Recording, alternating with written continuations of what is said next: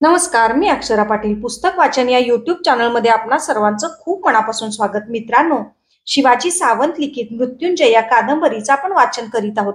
तत्पूर्वी चॅनलवर पहिल्यांदाच असाल किंवा चॅनल यापूर्वी सबस्क्राईब करायचं राहून गेलं असेल तर चॅनल आधी सबस्क्राईब करा आणि व्हिडिओ कसा वाटला ते कमेंट बॉक्समध्ये जरूर कळवा. भाग 8, कर्ण 2. रविवारचा दिवस उजाडला. भल्या पहाटेपासून मी गंगेच्या पाण्यात उभा होतो. सकाळपासून दुपारपर्यंत माझे तोंड पूर्वेकडे होतं. दुपारनंतर मी ते पश्चिमेकडे वळवलं. दुपारनंतर सूर्यदेव खाली ढळू लागताच शांतपणे डोळे मिटून घेतले. मिटत्या डोळ्यांपुढं तेजस्वी किरणांचा अफाट समुद्र पसरला होता. सगळीकडं नुसता प्रकाशच प्रकाश होता. तेजस्वी आणि निशब्द नीरवता या अफाट जगातील दोनच गोष्टी मला सत्य वाटत होत्या. एक अनंत काळ आपल्या दिव्य प्रकाशानं चराचर उजळणारे सूर्यदेव आणि त्यांच्या प्रकाश किरणांनी जिचा अणुरेणू आजपर्यंत फुलला होता ती असंख्य स्वरूपात नटलेली पुरातन धरती.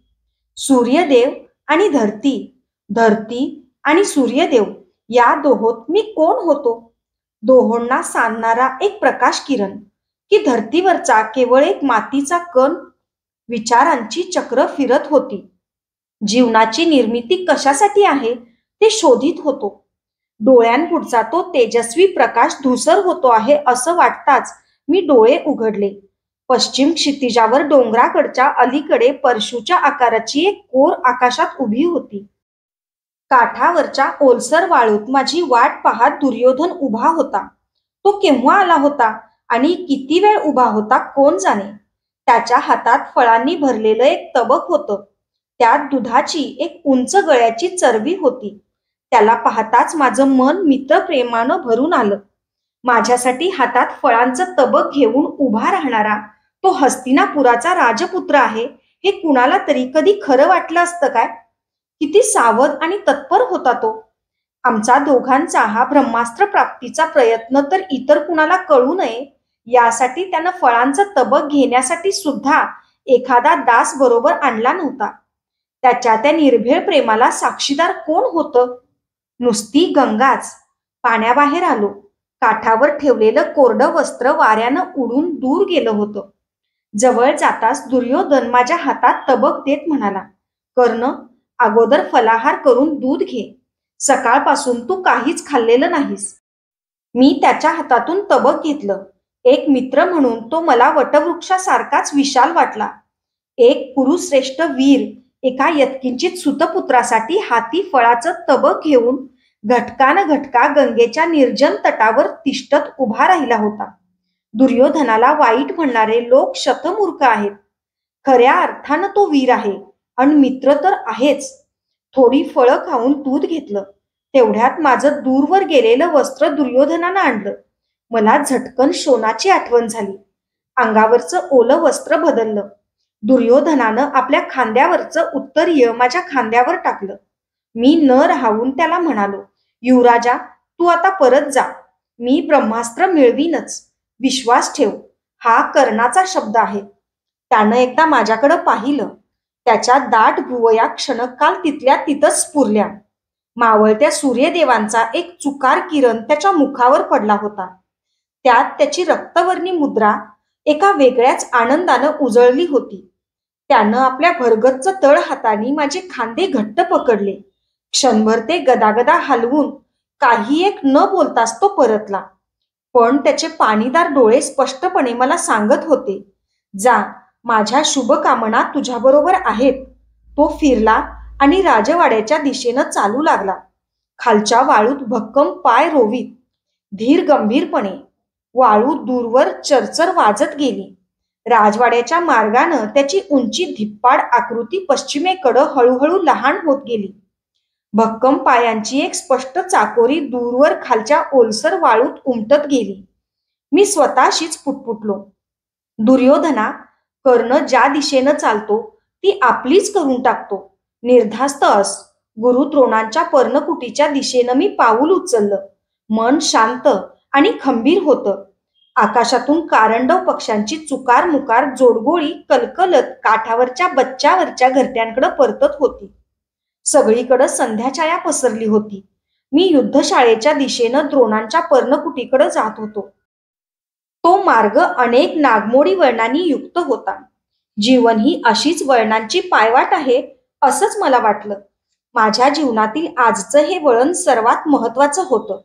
दुर्योधनासाठी मी शिष्य म्हणून द्रोणाचार्यांच्या दारात उभा राहणार होतो. खरोखरच जीवनाच्या वाटचालीत कुठल्या वळणावर कुणाची कशी गाठ पडेल काहीच सांगता येत नाही.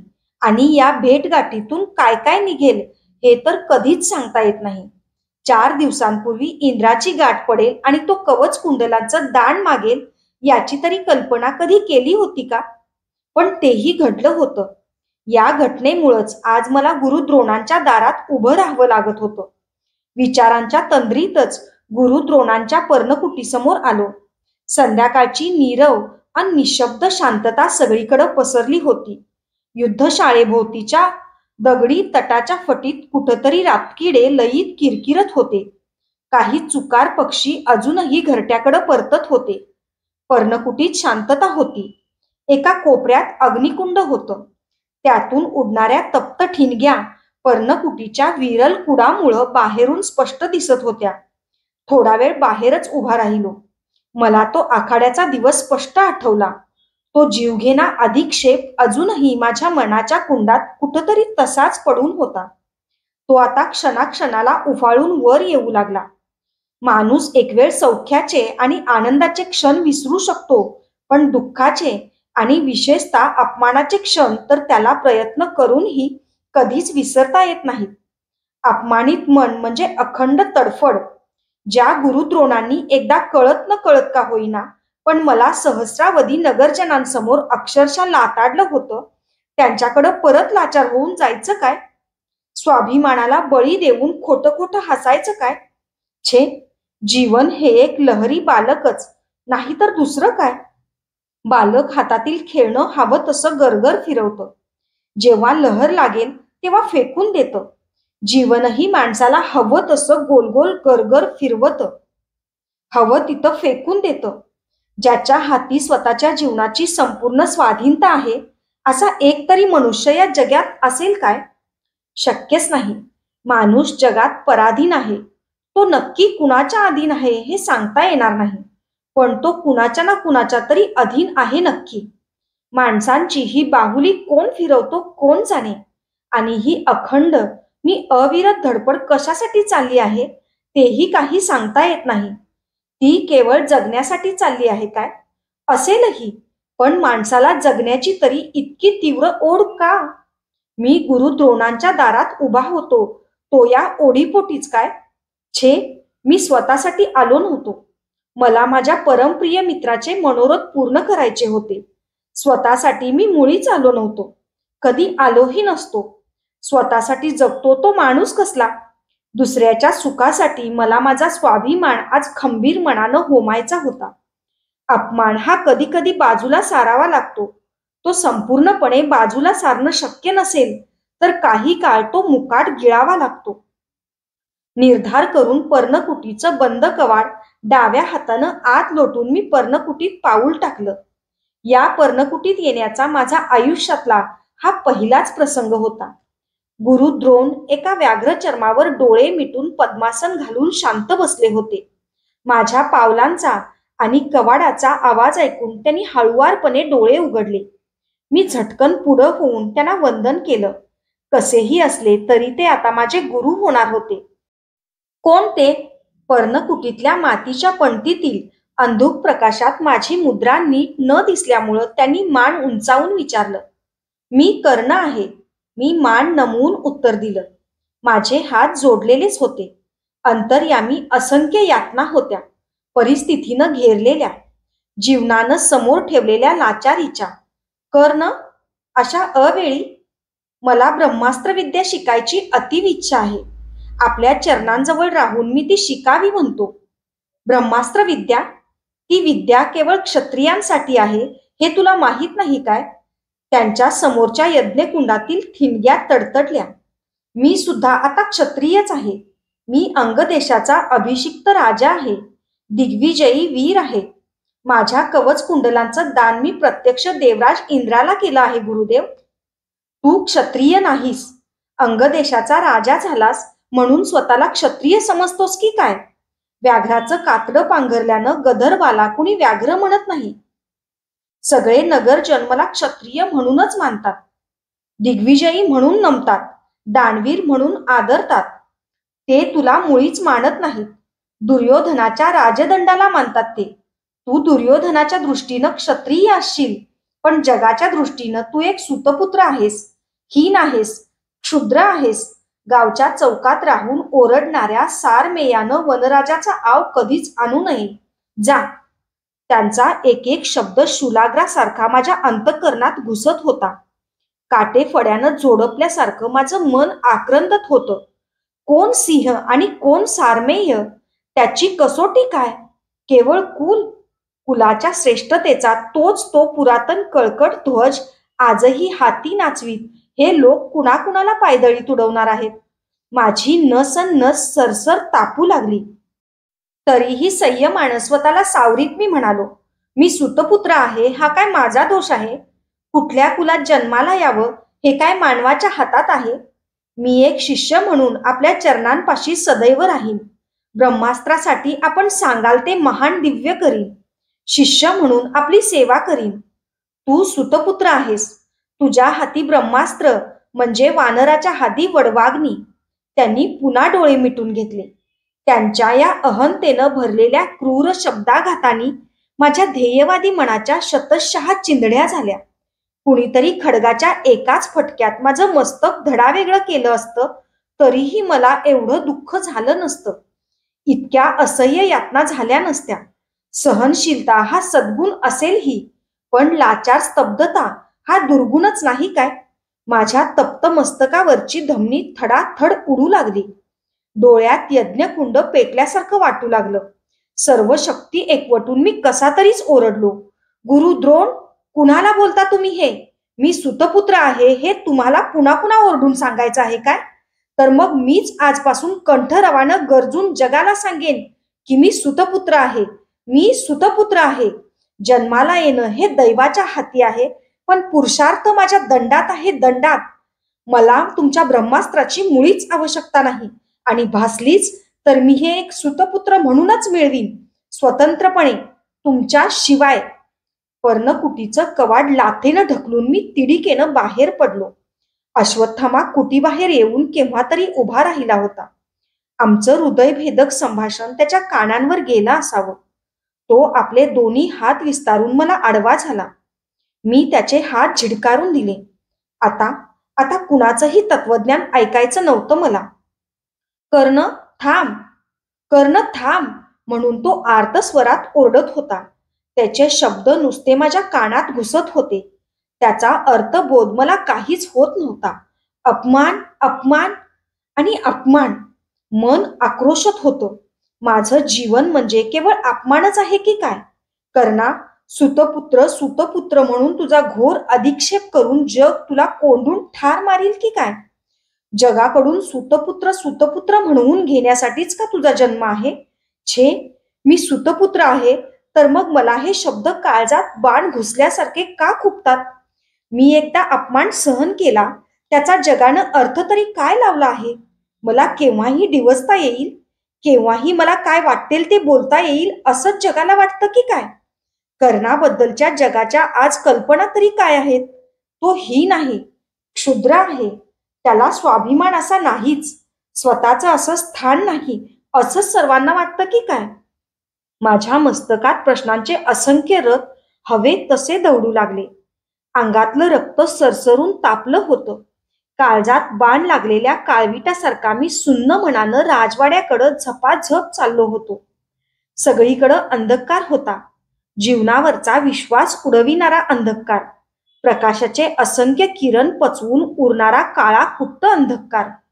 आपल्या हाती काळाच्या काळ्या सुया घेऊन काळ्या वस्त्रांची काळ्या धाग्यांनी अखंड काळी कुट्ट निर्मिती करणारा काळा कुट्ट अंधकार. माझ्या उरात अपमान होता, सभोवती काळा कुट्ट अंधकार होता. अंधकार आणि अपमान, अपमान आणि अंधकार, माझा जीव प्रत्येक क्षणाक्षणाला गुदमरू लागला. सभोवती रात्रीच्या अंधाररूपी सम्राटाचे हस्तक होऊन रातकिडे बेंबीच्या देठापासून ओरडत होते. ते काळे ओंगळ प्राणी, क्षुद्र किडे, ते सुद्धा आज मला सुतपुत्र सुतपुत्र म्हणून डिवचत होते. आज जगच उलट झालं होतं की काय? प्रत्येकानं कर्णाला शक्य असेल तेवढं डिवचायचाच विडा उचलला होता की काय? अपमानाचा खरा कळस केव्हा होतो? तो पहिल्या प्रथमच सहन केला जातो तेव्हाच. ज्यानं कोणत्याही कारणासाठी एकदा अपमान सहन केला त्यानं आपल्या व्यक्तिमत्वाच्या जिवंत मरणाच्या सरणाचा पायाच घातला. भविष्यात त्यानं कितीही पराक्रमाचे पर्वत उभे करावेत, जगाच्या दृष्टीनं त्याची किंमत शून्य. जग त्याच्याकडं अवमानित, क्षुद्र, टाकाऊ म्हणून पाहत असतं. छे, कुठं जावं, काय करावं, ही हृदय जाळणारी व्यथा सांगावी तरी कुणाला? अपमान, अपमान आणि अपमान, पदोपदी अपमान. मी हा सण कसा करू शकलो? खरोखरच मी जिवंत आहे की प्रेतवत झालो आहे? शब्दांचे आणि विचारांचे घणाघात चोहो बाजूनी माझ्या मेंदूवर आदळत होते. अंतरात्मा व्याकुळला होता. मस्तक सुन्न झालं होतं. काहीच सुचत नव्हतं. समोरचं काही दिसत नव्हतं. मागं वळून पाहावत नव्हतं. अंगावरची वस्त्र पेटलेला माणूस भांबावलेल्या अवस्थेत नाकासमोर कसा तरीच धावत सुटतो तसाच मी नाकासमोर झपाझप चालत होतो. माझं मन पेटलं होतं. माझं कुल मला असह्य करीत होतं. मी सुतपुत्र आहे. कशाला झालो मी सुतपुत्र? त्यापेक्षा त्यापेक्षा जन्मलो नसतो तर काय बिघडलं असतं? अरे, हे काय जीवन आहे जे घेऊन येत आहे ते घोर कलंक? हा जीवनो इतिहास शून्य नसता का राहिला जर विधीने टाकले नसते अंक? कशाला मी सुताच्या घरात जन्माला आलो? बरं, आलो तो आलो. मला घोडा आणि प्रतोद्याचं आकर्षण वाटण्याऐवजी या शस्त्रास्त्रांचं का वाटावं? मी अंगराज तरी झालो कशाला? या हस्तिनापुरात आलो तरी कशाला? अरे, हे काय वीरांचं नगर आहे? हे काय न्यायाचं चाड असलेलं नगर आहे? गुरु द्रोणांसारख्या वृद्ध खोंडांकडून मनाच्या कसल्या मोठेपणाची अपेक्षा आता करायची?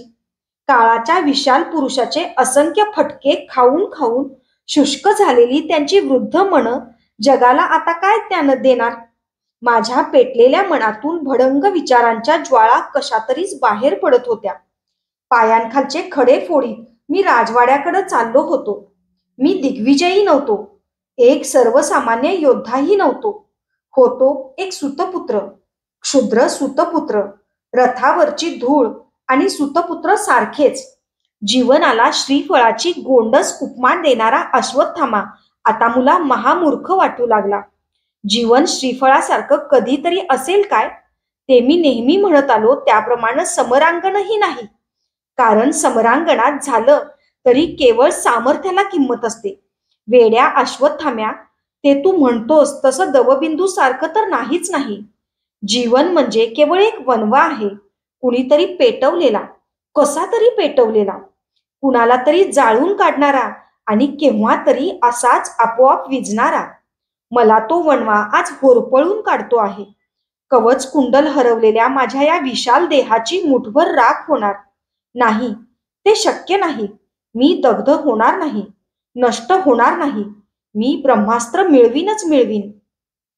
चवताळलेल्या साळुंक्यानी नागसर्पाचा करावा तसे सुसाट विचार माझा पाठपुरावा करीत होते.